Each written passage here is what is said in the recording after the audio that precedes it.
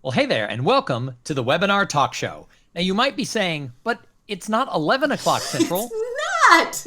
It's not, it's 1 o'clock Central. Plus, you guys already did an interview today. Why are you having a second interview in the same day? Well, it's because today's guest hosts his own internet talk show called Corona TV that coincidentally also takes place at 11 o'clock Central. So, in order to have this guest, we had to schedule a special time after he finished his own show. So, we're going to find out a lot about that today. So, welcome to the Webinar Talk Show. I'm Tom Singer. I'm Eliz Green, and holy cow, this is a pretty good get, isn't it, Tom? Yes, I'm really excited about today's guest. So tell us about him because I know we're gonna have that this 25 minutes is gonna go like. So let's just go. Absolutely. Absolutely. Well, first of all, I don't know that he knows what he does. And I bet if you asked his mother, she'd say, I have no idea what he does. But he is the author of 5 books. He pre-pandemic was speaking all over the world about, how you can suck less, how to flip your funnels. And he completely reinvented himself a year ago when the pandemic hit and became a talk show host of what he now calls Corona TV. And he's got some big plans for it, and he's taking it farther. So, Joseph Jaffe, welcome to the Webinar Talk Show. Woo! And now that I have my own creator coin, my own cryptocurrency, you can imagine that they know even less about what I do for a living, and they're probably even more concerned about me and my exploits. I was going to say, I don't know how you would explain that to your parents. I have my own cryptocurrency.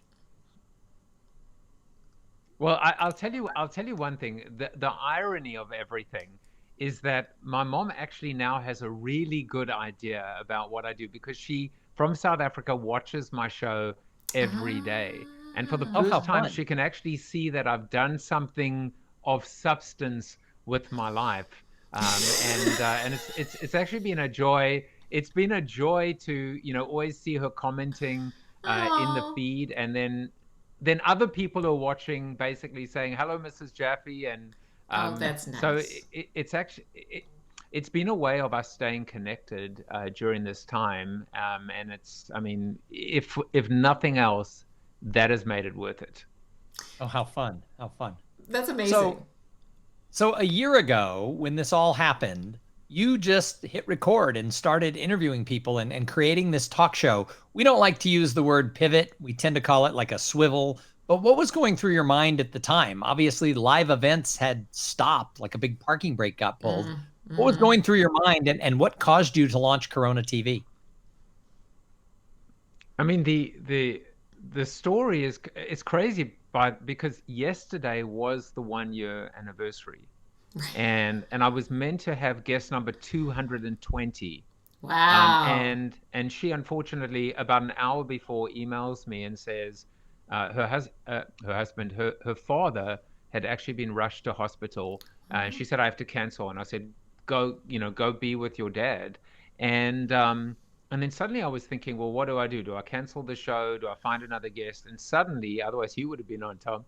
And suddenly I was like, wait a second. Facebook told me that it was 1 year since I started the show. And so what I did was I actually took the video, my very first broadcast or stream, and I watched myself commenting on what I knew, what I didn't know, how right I was, how wrong I was.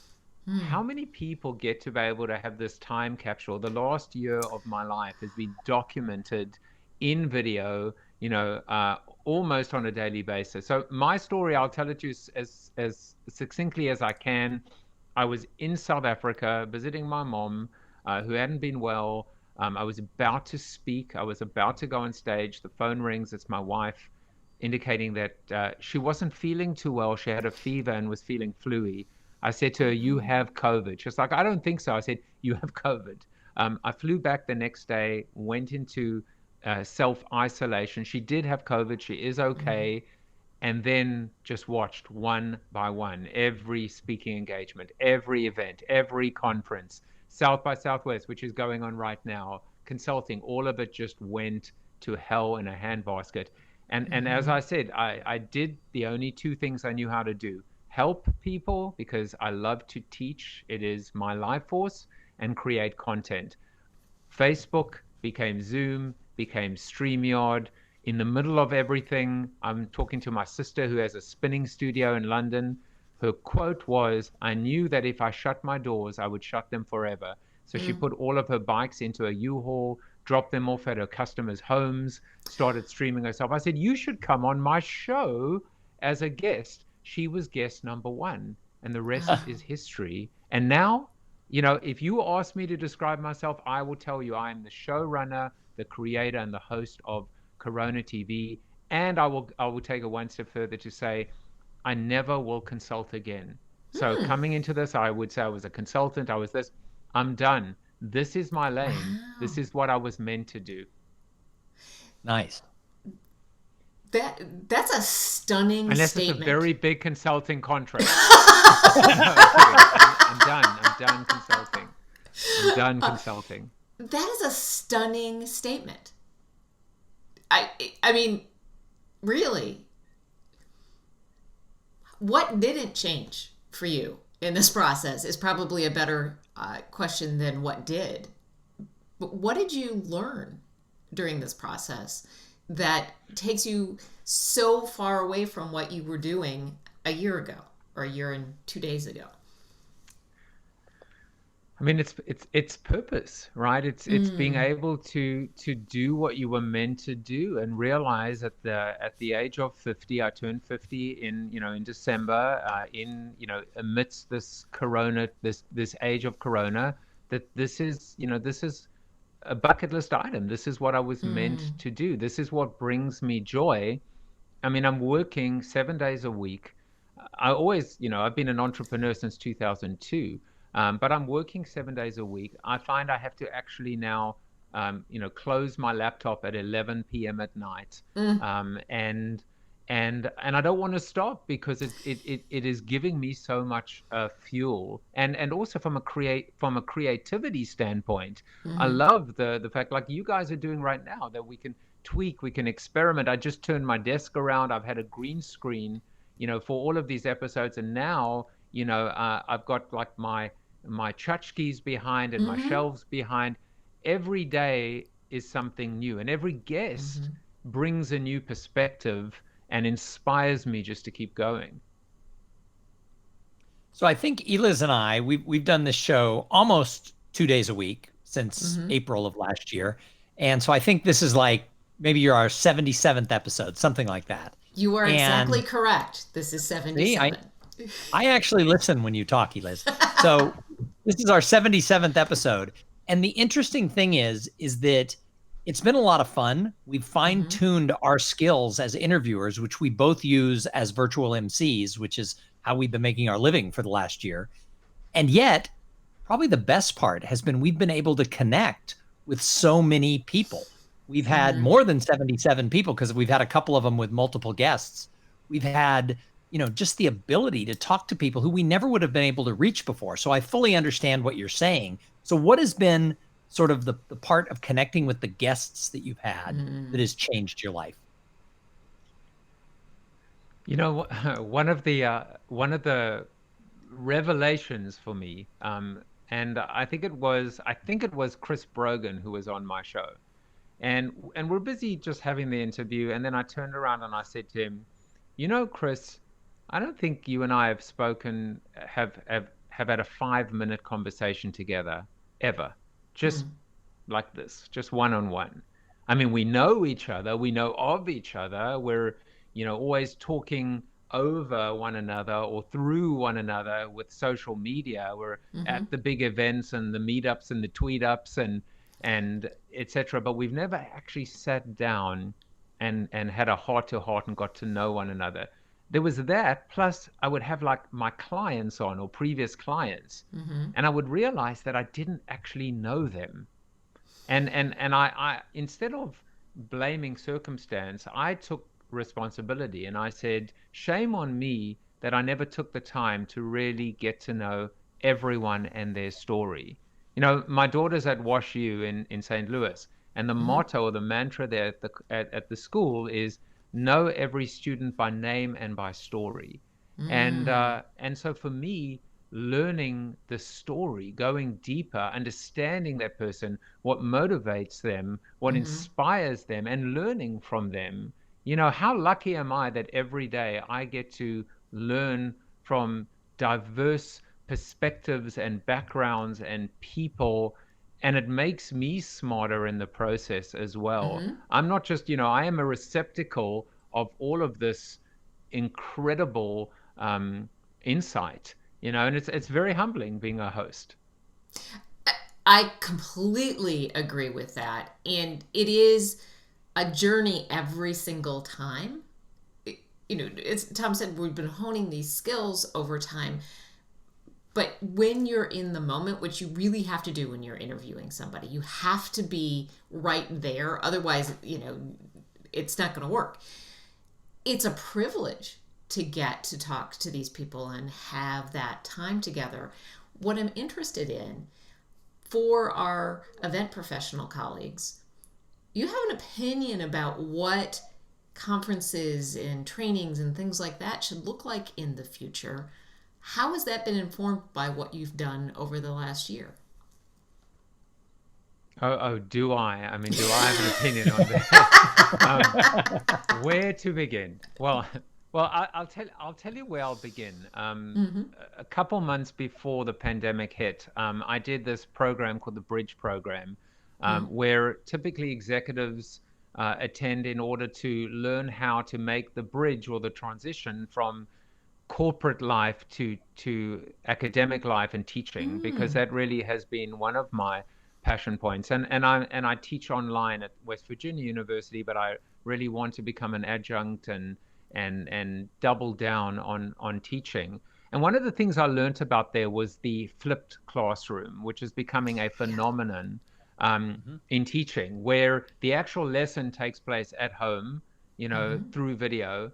And now in class is when you're actually doing the homework case, whether it's doing, the whole case method or working in groups, etc. Well, I think first and foremost, conferences should, I don't know if they will, but they should follow the flipped event or flipped conference format, if you will, where you can actually watch the canned, beautifully produced, all the tech is working, no broken links, no bandwidth issues, no everything has just been perfectly packaged while you're on the plane, while you're in your room. And then you can actually tap into that speaker in the form of debate and discourse and Q&A, and really, almost get the speaker notes, the Cliff Notes version, right, the reading between the lines. So that's one, that's one exhibit. The other is, I don't know why, but I never attempted to become the world's greatest virtual speaker. I had no interest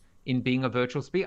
I don't know why. I even to this day, if you go to josephjaffe.com, which is my speaker page, I don't even think I touched it in a year, and I never added the word virtual. It's weird, because even though I've got the lights and the camera and the action, I never wanted to deliver a presentation this way. There was something about it that just seemed very artificial, without the crowd, without the audience. And so what has actually happened is obviously CoronaTV. But I had this amazing epiphany, which is, and I'll say it to you, is in like 3 steps. Number 1, people are not going into the office and may not be fully going back into the office the way they were. Number 2, people are suffering desperately from Zoom fatigue and Teams fatigue, and are desperate to connect with one another. And then point number 3 was, there are budgets that are saved that are not being spent on travel, on entertainment, on flights, on catering, on AV. And so my vision became, what if your next status meeting, your next employee engagement or training and development workshop or offsite, what if that was a show? And so that's the lens that I've actually brought now, which is turn your next event into a show, with a host, with intros, with outros, with overlays, with banners, with video, with cameos, And that's where I'm starting to develop the ability to Right. private label, white label, customize my show or a show for a corporation. Now, to me, it's not an or, it's an and. But I Mm-hmm. feel like right now we have to look. I have a very simple formula for life. I mean, for everything this applies to. It's a simple 2 by 2 matrix, which every consultant is obliged to come up with at least one per quarter, or an acronym. And this is it: reject the worst of the old and keep the best of the old, embrace the best of the new, and ignore the worst of the new. And so that's how I've looked at reinventing the talk show or the variety show. Conferences are the same way. There are some things about them that will never change and should never change, but there are also incredible points of friction and inefficiencies, and we can do better and we can improve on them. And so this hybrid approach for me becomes not just a new normal, but a better normal. Mm-hmm. Yeah, absolutely. Well, he's preaching to the choir with that, because Eliz and I believe a lot of that. Yes. And we certainly believe that when you have really quality interviews, you can actually go deeper than just somebody with their talking head over PowerPoint. So we think this format of the talk show is something that should be embraced by more people who are putting on meetings, be them in Mm-hmm. person, virtual, or hybrid, because we think it takes it a long way. You said something very interesting though, and that was that you don't think you want to go back to consulting. You'd rather do this Mm-hmm. type of work. In a way, isn't this just a different form of consulting? Mm. It is in a way, because you have the ability to make connections, in in next to no time, because of all these reframes, and ability to make interesting connections and original ones and diverse ones. So I mean, I will tell you that I just recorded, um, and it's I guess it's a virtual presentation, but the presentation was called, um, lessons in leadership learned. Very alliterative. Lessons in leadership learned in a pandemic or in quarantine. And so instead of being able to come up with a Joseph Jaffe, master class, I just went back and I said, here are 15 of my guests with 15 insights. And I can tell you, this was better than anything I could have done by myself. And it's better than any consultant could have come up by themselves, even the largest consultancies in the world. Because I called it 16, 15 plus myself, 16 for the price of zero, because it was a free event. and, and I mean, and also because I think I have multiple personalities. So it was 16 points of view for the price of one Jaffe crypto coin. But I totally agree with you. It's a different kind of consulting. It's not hire, I mean, I won't pick on any consultancy. It's not hire them, to go and take 12 to 18 months and charge you 7 or 8 figures to come up with what, quite frankly, I already have in my archives. That is the challenge, right? Is to have something new and valuable that you can provide to people. I love the leveraging of the guests that you've had on your show. It makes me think about what we're leaving on the table in terms of that. So thank you for that idea. I was thinking the same yeah. thing. We're gonna pull together the best of pretty soon, I think. Yeah, I think so. But here's my question for you. I'm gonna get. All right, and I'm going to reassure you that you are so on the right track afterwards. So I'll answer your question first, and then I'll reassure you, because we're in the same community now. We're in the same inner circle. Well, it's a good inner circle if we get to be with you. Honestly, this is I feel the same way. this is a really interesting way to look at events. And Tom and I absolutely agree with you that television show quality of what can be produced, that's one of the things that I love to work with clients on. If somebody is listening, let's say they are planning their fall 2021 event. It used to be in person. They knew what that looked like. Last year, they sort of pulled together a virtual event, and they were pretty proud that they had anything at all to present. Now they're looking at really having to reinvent what they've done in the past. What's some advice that you would have to them to not fall back on what's comfortable, but to actually dig into this new adventure?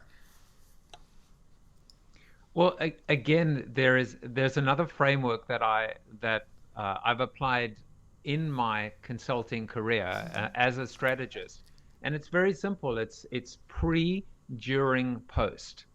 And if you think about even the falling or the failings of advertising, because I'm a marketer, I come from marketing.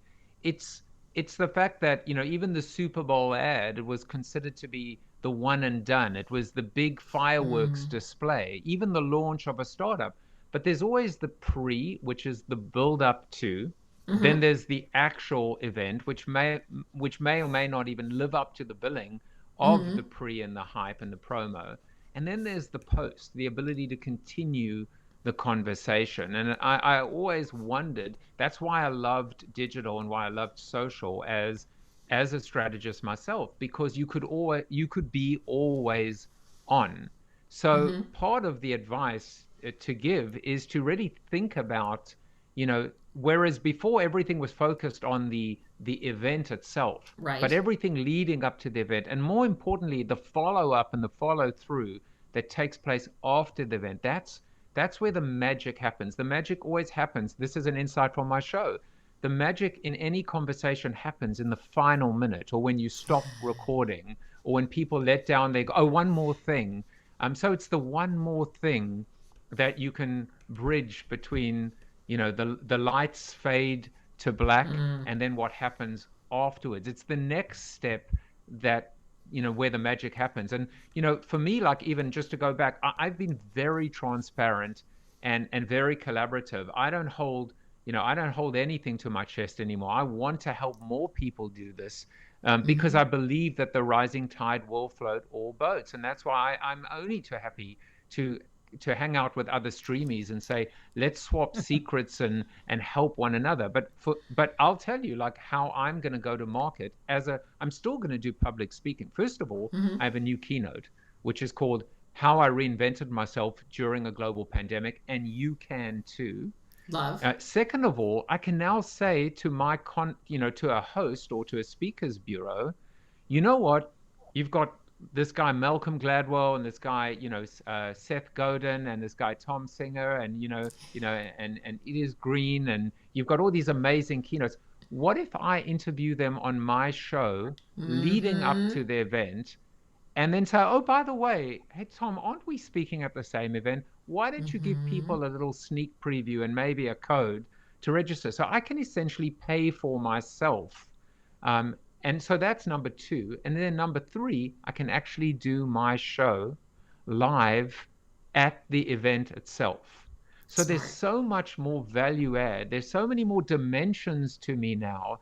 There's so much more experiential value that I can bring to the table. And all of that did not exist 12 months ago. Right. Right. So, Joseph, what advice do you have? What's the one more thing that you have for people who didn't begin this reinvention process a year ago, but buried their head in the sand? I know a lot of people who now, as the world is slowly opening up, they're realizing it's going to be different. And they're like, oh, shoot, because they didn't start any type of reinvention. They just waited it out. What advice do you have for somebody who wants to learn those lessons that you learned? Well, first of all, if you want the one more thing, you have to stop the recording. That's the all right. So we'll get the other one more thing after. You fake stop recording. No, but I actually have first of all, I have advice that I give people now, which is love what you do, be true to yourself, and stay the course. And staying the course is connected to the advice, because staying the course says, when I started this, I actually was given this advice, which is if you're going to do a streaming show, and I think this probably applies to anything from starting a club on Clubhouse, to a podcast. If you're not prepared to do this for 2 years of your life, come hell or high water, no matter what, don't worry about the numbers, the metrics, how much you suck at it, but you're just going to keep on going. The tenacity, the perseverance. If you can't commit to that right now, then don't even try. But my advice is just start today, because in a year's time, you're gonna wish that you had started today, rather than look backwards in regret and say, I wish I'd started a year ago. Guess what? In a year's time, there are going to be people where you are right now saying the same thing. So just start today. Start right now, and just think about how far you're going to be in 1 year's time. So before we let you go, I want to touch on the recording again. That's right. We're starting it up. One more thing you touched on that I want to go to, because it's kind of how I got to know you. I'd followed you for a long time. I was a fan from afar, but I really got to know you on Clubhouse. And so Clubhouse is this new app that in the last 4 months has sort of taken the world by storm. And it's an audio-only discussion app. And you've invested a lot of time to really help people and share. When I go into a room where Joseph Jaffe is the moderator, you are fully transparent. You're sharing with everybody, and you're dedicating a lot of time to it. How come? Because it feels right. I mean, it feels natural. I mean, I somebody on Instagram the other day, just out of nowhere, and they just said like, oh my God, like what an experience to listen to this stage and then to even talk. We don't realize the impact that we have and that we make on other people's lives. So I've made look, there were some rooms on Clubhouse, I would come out of it and I would actually want to go take a shower. I would feel that dirty. And I would also be disrespected and treated badly. And I don't want to treat people badly, and I certainly don't want to be treated badly. And so I just made some conscious decisions, which is surround myself with good people and great conversations, and stay in smaller rooms and focus on helping people. Again, it's this, it's not, there's no wolf in sheep's clothing here. It's the same common thread, which is, and I remember at the start of the pandemic, we were all hearing the phrase, helping is the new selling. Well, I'll tell you, like, I'm yet to see the results and the karma coming back. But I'm not doing it for that, right? I'm not doing it because life is so short. And that, yesterday was just evidence and a reminder about the fact that life is short and life is fragile. And so, let us make the most of the time that we have. I mean, I know it sounds like kumbaya, but it's kind of how I'm living my life by living this life force. And so that's why, Tom, I'm there. And you know what? I'm so glad I met you this way, because I actually try and stay away from those speaker rooms now, because I think there's so much, bravado. And there's another word that begins with a B. What is it again? There's a lot of bravado. There's a lot of hyperbole. And I get it. People are scared and people are, insecure, etc. But I've just chosen to be more. The new superpower, is vulnerability. And what I've learned and what we've learned during this time is, and I'll credit David Rindle, who was on my show. The weakness is the strength. The very things that we thought made us weak are in fact things that make us strong. And so I prefer to associate myself and move towards that and push off against the other stuff. Yeah. So you just reminded us that a year ago, everybody was running around saying helping is the new selling. And I think there at the time, there was some good to that. That sort of died out. When you said that, I just had an epiphany, and that is helping is the new living. And I think that's what you have modeled. So thank you. That's phenomenal. Well, no, thank you. And my first boss, his mantra was have fun, make money.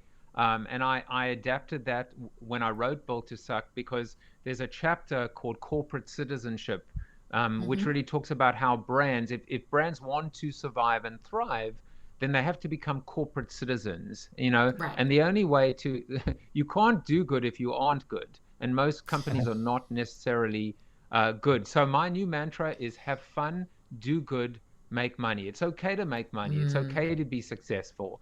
But you should love it. You shouldn't feel like you need to take a shower every day, you know, after finishing it. And you got to make a difference. Yeah, that is brilliant. Oh, Tom. Time flew. It went really fast today. Man, thank you so much, Joseph. This was brilliant. We could talk to you much longer for sure. I'm looking forward to when we turn the recording off to see what's next. Yeah, me.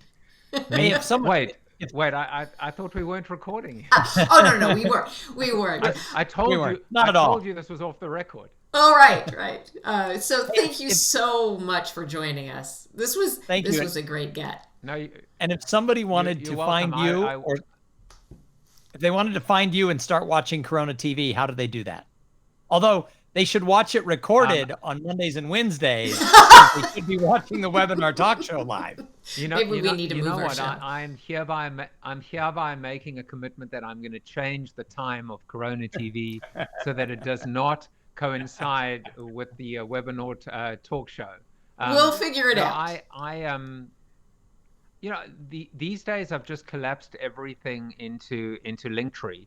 So linktree.com/JaffeJuice. And for the most part, I'm at Jaffe Juice on every social media platform. It's so funny, like these days, I don't think I've actually given out my speaker website in a year.